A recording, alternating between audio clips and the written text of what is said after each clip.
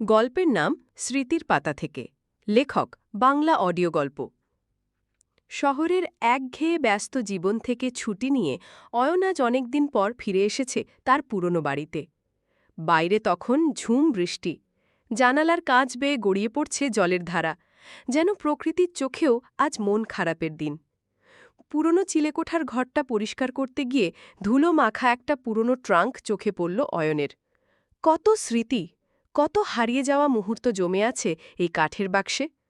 একটা দীর্ঘশ্বাস ফেলে সেই ট্রাঙ্কটা খুলল। একটা ক্যাচ ক্যাচ শব্দ করে ভারী ঢাকনাটা খুলতেই ভেতর থেকে বেরিয়ে এলো পুরনো বই, কলেজের সার্টিফিকেট আর কয়েকটা শুকনো গোলাপের পাপড়ি। তার নিচেই ছিল সেই জিনিসটা, নীল মলাটের একটা ডায়েরি। মলাটের ওপর ধুলোর আস্তরণটা হাত দিয়ে সরাতেই অয়নের বুকের ভেতরটা কেমন যেন করে উঠল। এই ডায়েরিটা সে ভুলেই গিয়েছিল। কম্পিত হাতে ডায়েরিটা খুলল অয়ন। হলদে হয়ে যাওয়া পাতাগুলো থেকে ভেসে আসছে একটা পুরনো গন্ধ। প্রথম কয়েকটা পাতা খালি, তারপর একটা পাতায় এসে চোখ আটকে গেল। তারিখটা প্রায় অস্পষ্ট, কিন্তু লেখাগুলো এখনও পড়া যায়। আজ আকাশে মেঘ জমেছে খুব। কলেজ ক্যান্টিনে বসে আছি, বাইরে বৃষ্টি, এক কাপ চা আর সাথে নীলার অবিরাম কথা। মেয়েটা কি অদ্ভুত! বৃষ্টির শব্দ নাকি ওর কাছে পৃথিবীর সেরা সঙ্গীত। আমি বলেছিলাম, আমার কাছে তো তোমার গলার স্বরই সেরা সঙ্গীত।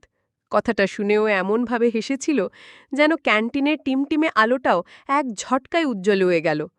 ওর ভেজা চুলের গন্ধটা চায়ের ধোঁয়ার সাথে মিশে একটা নতুন অনুভূতি তৈরি করছিল। আজ প্রথমবার মনে হলো কিছু মুহূর্ত চিরদিনের জন্য আটকে রাখা গেলে বেশ হতো। ডায়েরিটা বন্ধ করে চোখ বুজল অয়ন।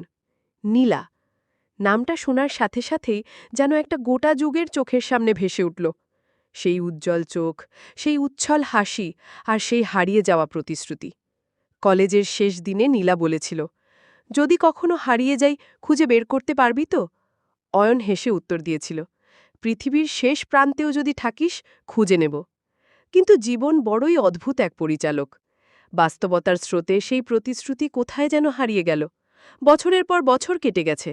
অয়নের জীবনে অনেক পরিবর্তন এসেছে, কিন্তু মনের গভীরে কোথাও কি নীলা এখনও রয়ে গেছে? হঠাৎ ডায়েরির শেষ পাতাটা বাতাসে উল্টে গেল। সেখানে পেন্সিলে কাপা কাপা হাতে কিছু লেখা ছিল। যাবার আগে শুধু একটা কথাই বলার ছিল, কলেজ লেকের ধারে সেই পুরনো বেঞ্চিটা, ওটা আমাদের অপেক্ষায় থাকবে। যদি কখনো আমার কথা মনে পড়ে, এক বিকেলে ওখানে আসিস। আমি না থাকলেও আমার স্মৃতিটুকু খুঁজে পাবি। অয়নের বুকের ভেতর একটা ঝড়ো বয়ে গেল।